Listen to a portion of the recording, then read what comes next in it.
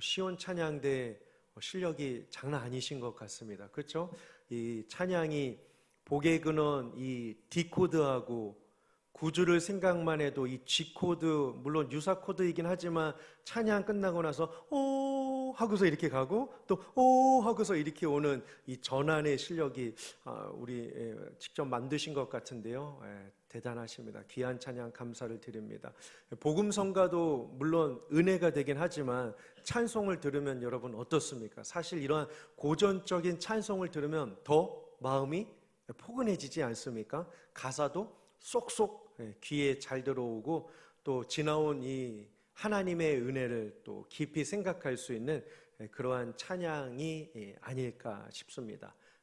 또 이 힘든 상황 속에서도 또 처소에서도 또 하나님을 바라보시고 의지하시고 또 찬양하며 한 주간 사셨다가 또 이 오늘 믿음의 자리에 오신 우리 성도 여러분들의 예배를 우리 하나님께서 기쁨으로 받아 주실 줄 믿습니다.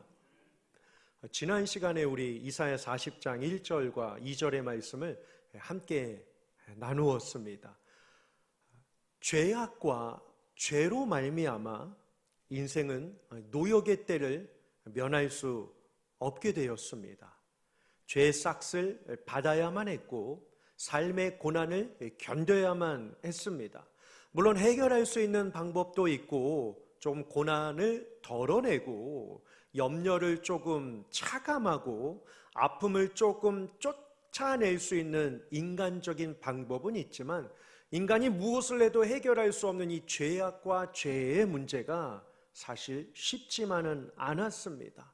하지만 성경은 이사야 선지자를 통하여서 위로하라 위로하라, 그 이유가 바로 무엇이냐면 복음이 있기 때문이다 라고 하는 말씀입니다. 단순한 어려움이 해결되는 것이 행복이 아니라, 단순한 병질환이 떠나가는 것이 평안이 아니라, 단순한 사고가 그치는 것이 안정된 삶이 아니라 인간이 해결해야 될 가장 수건적인 문제는 바로 이 죄의 문제라고 성경은 말씀하고 있습니다. 물론 인간은 하나님의 형상으로 지음을 받았습니다. 하지만 최초의 아담이 범죄함으로 인하여 인간은 원죄를 갖게 되었습니다. 의도치 않게 사람은 죄에 익숙한 삶을 살게 된 것입니다. 우리 자녀들만 보아도요, 어떻습니까? 어떠한 부모라도 아이에게 얘야, 너가 어려운 상황이 처해 있으면 친구를 때려. 너가 불합리한 상황이 되어 있으면 거짓말을 해서 그 상황을 넘어가도록 해 라고 하면서 아이에게 잘못된 습관과 죄의 습성들을 가르쳐주는 부모들은 아무도 없습니다. 오히려 더 정직하게 손해를 보아도 착하게 살라라고 이야기를 합니다. 그런데 이게 웬일입니까? 우리 모든 인간의 이러한 어린 아이들은요, 의도치 않게, 그리고 누군가로부터 학습을 하지도 않았는데 자연스럽게 거짓말을 하곤 합니다. 자연스럽게 분노를 하곤 합니다. 자연스럽게 싸우기도 하고 쟁취하기도 하고 불의로 삶을 만들어가면서 어리석은 모습이 다 자란 어른에게만 나타나는 것이 아니라 어린 아이들에게도 그러한 부족함들이 나타나는 것을 볼 수 있습니다. 하지만 그래서 하나님께서 이 연약함을, 죄의 쓴뿌리를 제거해 주시기 위하여 40장 2절에 사함이라고 하는 복음의 강력한 단어를 우리에게 선물로 주시게 되었습니다. 사함, 누구도 해결할 수 없는. 그래서 이 40장 2절 하반절을 보시면 벌을 배나 받았느니라, 노역의 때가 끝났고 죄악과 죄로 힘겨웠던 인생이었지만 사함을 받고 벌을 배나 받았기 때문에, 맞을 만큼 맞았기 때문에 이제 남은 것은 하나님의 은혜, 위로, 축복이다 라고 하시면서 평화의 노래, 희망찬 이 메시지를 우리에게 제시해 주고 있습니다. 참 큰 은혜죠. 우리가 뭐 시험을 봐서 구원을 받은 것도 아니고 인정을 받아서 천국을 선물로 받은 것도 아닌데 말입니다. 어제 2단 세미나를 교회에서 가졌습니다. 탁 소장님께서 오셔서 10시부터 2시까지였는데 3시까지 또 이렇게 배려를 해 주셨습니다.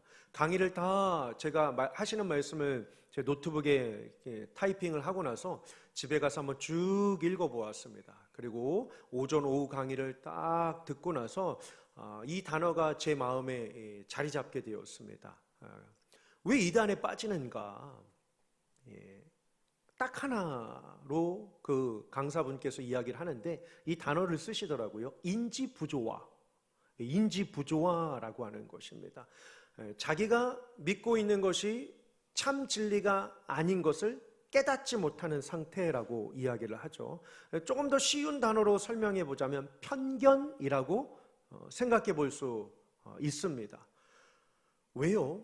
제가 어제 충격적인 이야기를 들었는데요. 보통 기존 교회는 누군가 오면 어서 오세요라고 하면서 새신자로 받고 등록교인을 받고 새가족 교육 바나바 우리 7주를 하고 나서 또 우리 영화교회에 소속된 일원이 되고 세례교인이 되고 영화교회 등록교인이 됩니다. 기존 교회들 거의 다 이렇게 되죠. 어떤 데는 바나바 교회 이런 거 없이 그냥 바로 성도가 되고 이러한 경우들도 간혹가다 있기는 하지만 우리도 나름대로 이러한 시스템을 가지고 성도로 인정하고 세례교인 등록교인으로 인정을 하지만 보통 또 다른 그렇지 않은 교회들은 오기만 하면 그냥 교회로 받아들이고 있는 교인으로 받아들이고 있는 이러한 실정 속에 그 강사분께서 이러한 이야기를 하더라고요. 여러분 신천지가 수를 급격하게 증가하면서 늘어나고 있지만 사실 신천지 성도 되는 게 쉬운 일이 아니다라고 이러한 이야기를 하셨어요.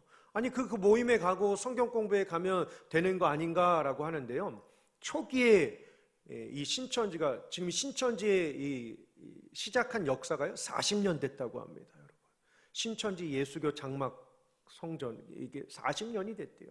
처음에는 14만 4천이라고 하는 이 숫자를 딱 제시해 놓고서 이 숫자 안에만 들어와야 구원을 받는다라고 이야기를 했지만 이제는 이미 오래전에 14만 4천이 넘어갔기 때문에 이 수에 들어오기 위하여서 사람을 선별한다고 합니다. 다 들어왔다고 되는 것이 아니라 성경 시험을 봐서 어제 강사분께서 90점 예를 들어서 90점 이상을 맞아야 성도가 된다라고 하면서 신도로 받아들이게 된대요.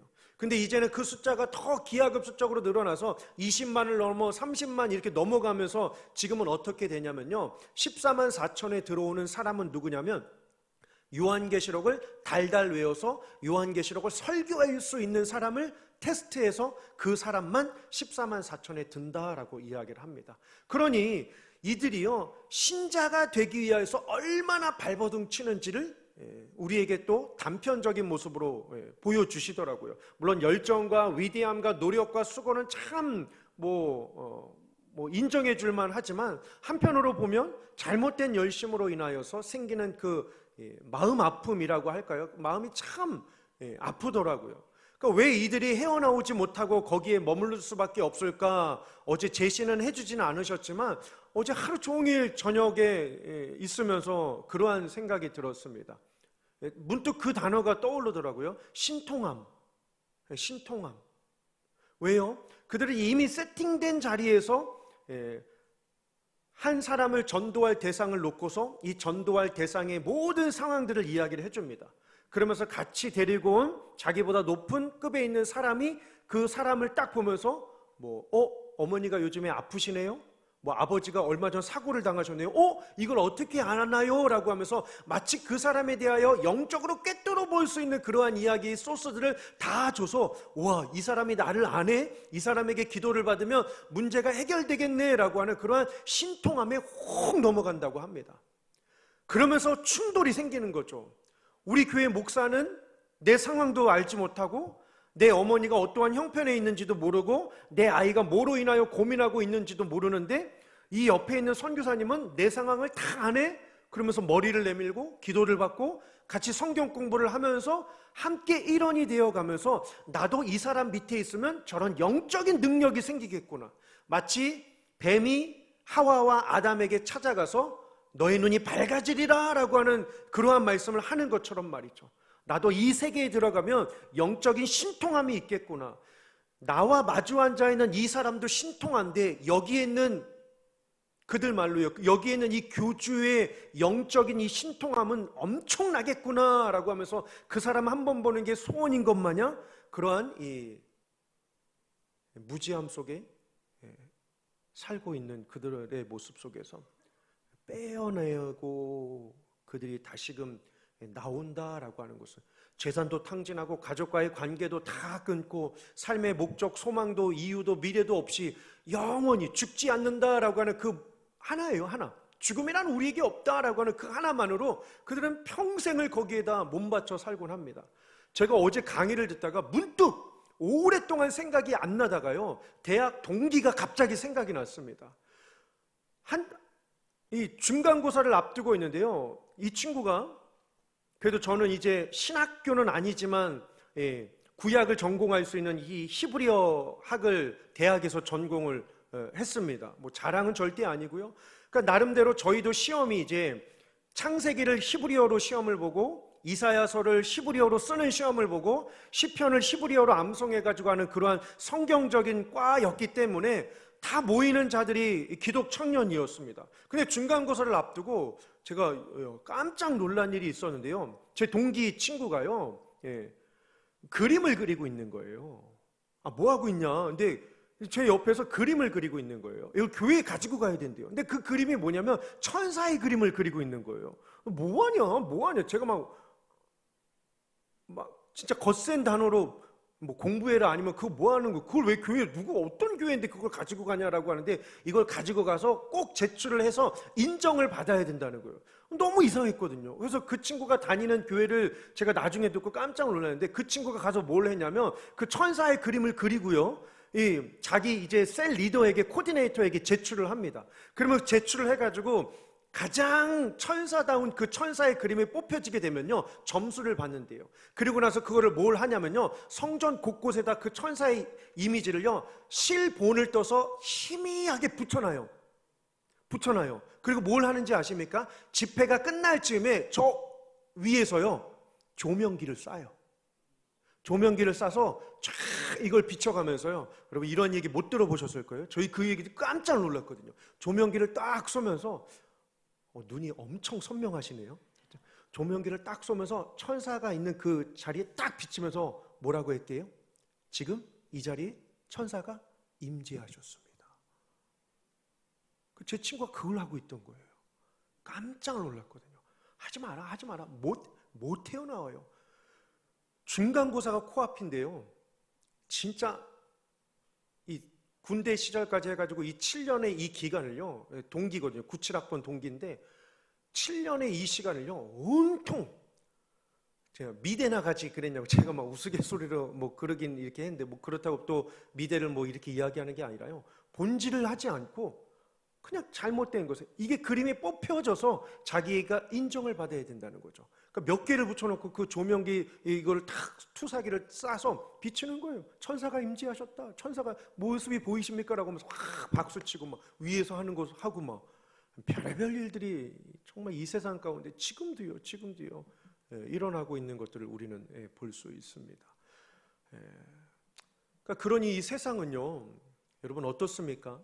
사실 오늘 이 이사야 선지자도 하나님의 거룩한 부담감을 가지고 오늘 3절을 보시면 외치는 자가 되라고 합니다. 자신도 또한 복음을 듣지 못하는 자들에게 세상에 나가서 그대여 외치는 자가 되어라, 외치는 자의 소리가 되라 라고 이야기를 하고 있습니다. 그럼 오늘 우리에게도 마찬가지겠죠. 뭐 이사야에게만 주어진 이것은 사명이 아닙니다. 오늘 이 시대를 살아가고 있는 우리 모두에게 주어진 사명이기 때문입니다. 외치는 자라고 하는 것. 그러면 우리는 무엇을 외쳐야 할까요? 그리고 우리는 왜 외쳐야 할까요? 왜 먼저 해보실까요? 40장 1절을 보시면 너희의 하나님이 이르시되 라고 이야기를 합니다. 하나님은 말씀하시는 분이시니까요. 그러면 우리에게도 그 말씀을 세상에 전하기를 원하시는 마음을 우리는 알 수 있습니다. 또요, 오늘 본문 5절 끝나는 그 구절을 한번 보실까요? 5절을 보시면 여호와의 입이 어떻게 해요? 말씀하셨느니라 라고 기록을 하고 있습니다. 왜? 시작도 하나님의 말씀, 마침도 하나님의 말씀이라고 하는 수미상관법 으로 되어 있다면 우리에게 주어진 사명은 바로 이것입니다. 외치는 것. 그래서 3절 중간에요, 외치는 자의 소리여 라고 기록한 것 아니겠습니까? 그러면 왜 외치는가 라고 하는 것은 하나님이 하셨기 때문입니다. 그러면 우리는 무엇을 외쳐야 할까요? 사실 오늘 이 3절 말씀은 예수님이 오시기 전에 이 땅에서 하나님 나라를 선포할 세례 요한을 예언하는 장면입니다. 그리고 하나님이 계획하신 것, 갈라디아서 4장 4절처럼 때가 참에 하나님께서 우리에게 생명의 구원자를 보내어주신 그 사건을 이루시기 위하여 인간의 몸을 입고 오신 예수님을 예언하고 있는 장면입니다. 아울러 많은 제자들과 사도들의 마음도 이와 같으리라 저는 생각하는데요. 무엇을 외쳤을까라고 했을 때 간단하게요, 그냥 일목요연하게 오늘 우리에게도요, 우리는 이 시대를 살면서 무엇을 외쳐야 할까요? 제가 서두에 어둠에 대한 세상을 이야기를 했습니다. 그렇다면 요한일서 1장 5절 화면 한번 보실까요? 요한일서 1장 5절입니다. 우리가 들은 것이 있대요. 우리가 하나님으로부터 받은 것, 하나님으로부터 배운 것, 하나님으로부터 부여받은 사명이 있다라고 이야기를 합니다. 그러면서 사도 요한이 그것을 너희에게 전하고 싶다라고 이야기를 하면서 일목요연하게 이 문장을 이야기를 합니다. 하나님은 빛이시고 세상은 어둠이다 라고 이야기를 합니다. 하나님은 빛이시라, 그에게는 어둠이 하나도 없다라고 이야기를 하고 있습니다. 극명한 대조죠. 그러면 간단하게요, 빛과 어두움을 한번 대조해 보실까요? 다음 화면입니다. 저는 4가지로 한번 추려보았습니다. 빛은 드러나죠. 어둠은 감추기 마련입니다. 하나님은 이 세상을 말씀으로 드러내시면서 창조하셨습니다. 세상과 헛된 거짓 영이 있는 사이비와 이단 종파들은 어때요? 감추려고 합니다. JMS나 신천지나 여호와의 증인이나 참 요즘에 무서운 시대입니다. 이 단어들조차도 강단에서 조심히 말해라 라고 하는 이러한 이 시대 가운데 살고 있으니까 말이죠. 아무튼요, 그렇죠? 하지만 그들의 교리에 이러한 동일한 교리가 있습니다. 이 대한민국 빅3 이단이라고 하죠. 이 동일한 교리는 뭘까요? 입막음주의입니다.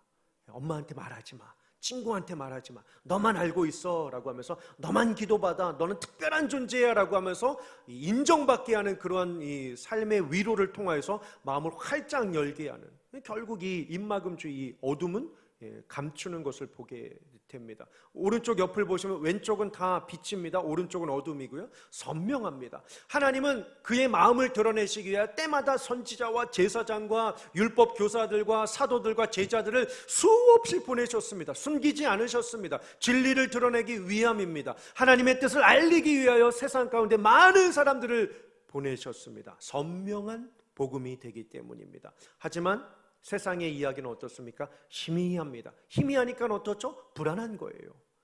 사도행전 19장을 보니까 에베소 지역에 아데미 신상이 크게 지어집니다. 불안한 연고다라고 이야기를 합니다. 불안하죠. 세상이, 삶이, 인생이, 가정이, 자녀가, 직장이, 물질이, 육신의 모습이 얼마나 불안한 게 많습니까? 그러니 그때 당시에도 아데미 신상을 만들어 놓고 아데미 형상을 만들어 놓고 집에 가득 채워놨 더니 성경에 그렇게 이야기를 합니다. 데메드리오가 풍족한 생활을 하였다라고 말이죠. 우상을 팔았는데 데메드리오라고 하는 인생이 풍족한 부유한 인생을 살았다라고 이야기를 하고 있습니다. 얼마나 불안한지를 대변해주는 성경의 기록을 우리는 볼 수 있습니다. 또요, 빛은 무엇일까요? 따뜻함이죠. 그렇죠? 추운 겨울에 따스한 햇빛에 있는 이 모습을 생각해 보십시오. 따뜻함입니다. 어둠은 무엇입니까? 설명할 필요도 없이 차가움이 되겠죠. 또 빛은 무엇입니까? 생명입니다. 하나님 나라를 찬란하게 묘사하고 있는 이 하나님 나라, 생명입니다. 어둠은요, 죽음, 흑암의 권세를 이야기하고 있는 것을 우리는 볼 수 있습니다. 그런데 여러분요, 우리가 이런 고백 속에서 잊지 말아야 할 은혜가 있습니다.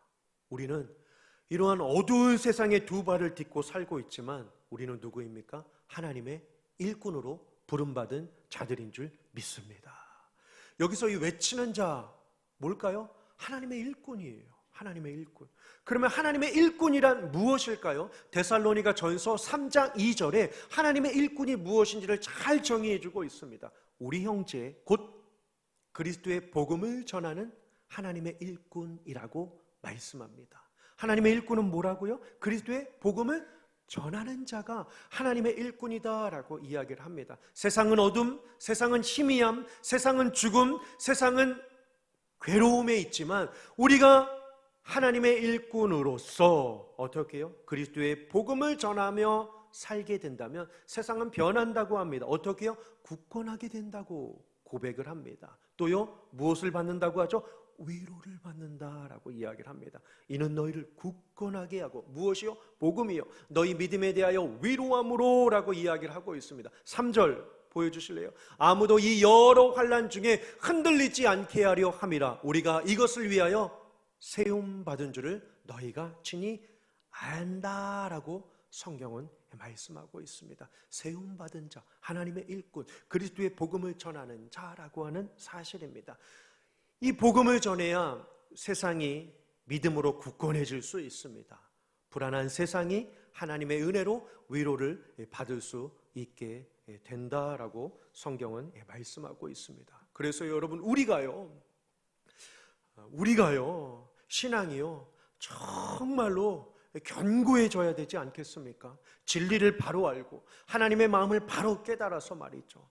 저는 말씀을 준비하면서 신앙에도 이러한 과정이 있구나라고 한번 생각을 해보았는데요. 여러분들과 함께 나누고 싶습니다. 이건 제 그냥 의견이니까요. 한번 보실까요? 다음 화면입니다. 신앙의 이 척도라고 할까요? 4가지 단계를 한번 만들어 보았습니다. 첫 번째는 그냥 아는 거죠. 하나님, 그래. 창조주, 하나님이 누구십니까? 구원자, 나를 만드신 분. 이렇게까지 아는 단계가 바로 이 1단계라고 저는 생각을 합니다. 그냥 아는 거죠. 머리로서만 아는 것입니다. 근데 두 번째는 뭘까요? 인정하는 것입니다. 이건 뭐죠? 마음으로 아는 거예요. 그냥 머리로 아는 것이 아니라 인정하는 것입니다. 정말로 하나님이 나를 사랑하시는구나, 하나님이 내 인생을 붙들어 주시는구나, 하나님이 나의 죄를 씻겨주시고 하나님 나라를 선물로 주셨구나 라고 하면서 하나님을 내 인생의 주인으로 인정하는 것입니다. 그러니까 이 인정은 알아야 인정이 되겠죠. 또 그 하나님께 또 내 모든 삶을 드려야 인정하는 것이 될 수 있습니다. 우리가 지금 어디 위치에 있는지 한번 보시길 원합니다. 아는 것, 그리고 인정하는 것입니다. 그러면 하나님을 인정하면 인정할수록 세 번째 단계에 갈 수 있겠죠. 하나님을 가까이 하는 것입니다. 하나님을 가까이 하는 것은 예배로 하나님을 만나며 1부 때 제가 그러한 정의를 드렸습니다. 가까이 한다라고 하는 것은 매일의 삶에서 하나님의 말씀을 내 손에서 놓지 않는 것. 그리스도인으로 살지만 바쁜 일상을 살다 보면 하나님의 말씀을 손에 붙잡지 못할 하루의 시간도 인생 속에 있기 때문입니다. 지금 표정은 나는 다 성경을 읽고 있으니 걱정 마시오 라고 말씀하고 계시지만 솔직한 우리의 모습은요, 그렇지 않을까요? 매일의 삶에서 하나님의 말씀을 내 손에서 놓지 않고 사는 것, 얼마나 중요한지 모릅니다. 이것이 하나님을 가까이 하는 것입니다. 이렇게 하나님을 가까이 하다 보면 우리 마음에 저절로 하나님께서 주시는 마음이 있습니다. 사랑입니다. 사랑. 이 사랑은 뭘까요? 고백과 증거로 나타납니다.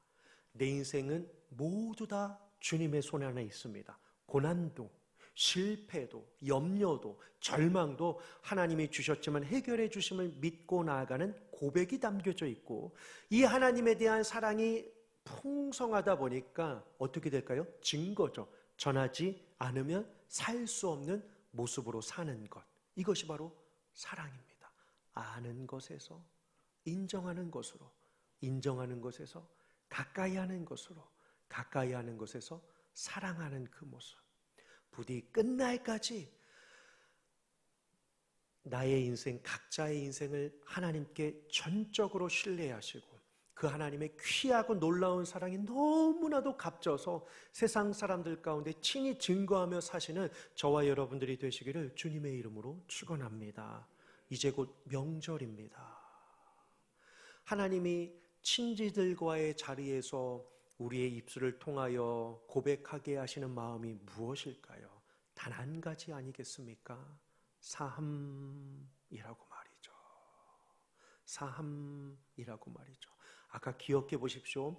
일꾼은, 하나님의 일꾼은 그리스도의 복음을 전하는 자가 하나님의 일꾼이다라고 이야기를 하고 있습니다. 로마서 10장 한번 본문 다음 구절 한번 띄워주실래요? 로마서 10장. 여러분 보세요. 그런즉 그들이 믿지 아니하는 일을 어찌 부르리요? 믿지 않는데 어떻게 불러요? 왜 그럴까요? 듣지도 못한 일을 어찌 믿으리요? 믿지도 않고 듣지도 못했는데 어찌 예수님을 고백할 수 있겠습니까? 전파하는 자가 없는데 어떻게 들을 수 있겠습니까? 15절이요. 띵동. 15절이요. 보내심을 받지 아니하였으면 어찌 전파하리요?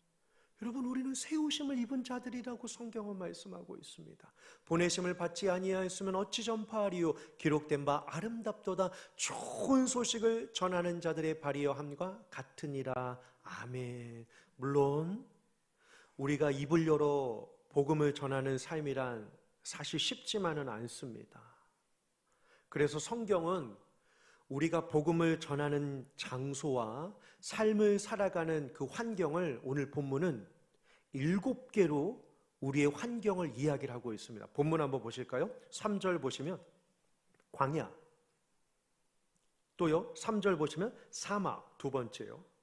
세 번째는 4절이요 골짜기, 네 번째는 산, 다섯 번째는 언덕, 여섯 번째는 고르지 아니한 곳, 그리고 일곱 번째는 험한 곳이라고 이야기를 하고 있습니다.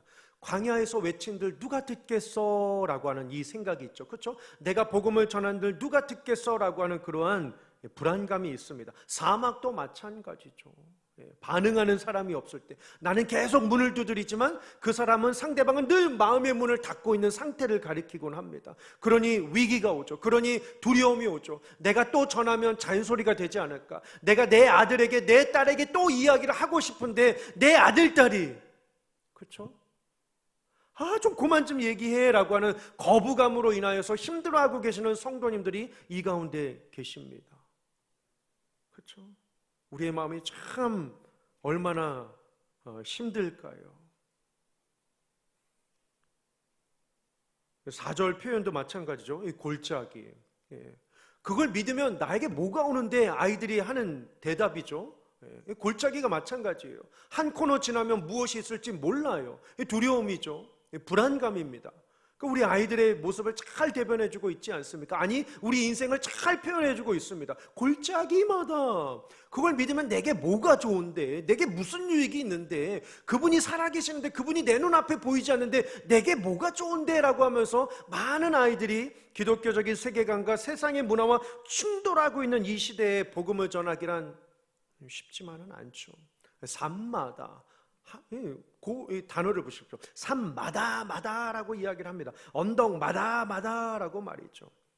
산은 큰 어려움, 언덕은 작은 위험을 뜻합니다. 고르지 아니한 곳, 두려운 인생을 뜻합니다. 험한 곳, 큰 고난을 뜻하고 있습니다. 우리의 인생이 이렇다라고 이야기를 합니다. 하지만 우리의 인생이 이렇다라고 하지만 여러분, 결과에 한번 집중해 보실까요? 결과예요. 보십시오. 표현을 보십시오. 4절을 보시면 도두어진다, 선명하게 된다라고 빛으로 표현하고 있습니다.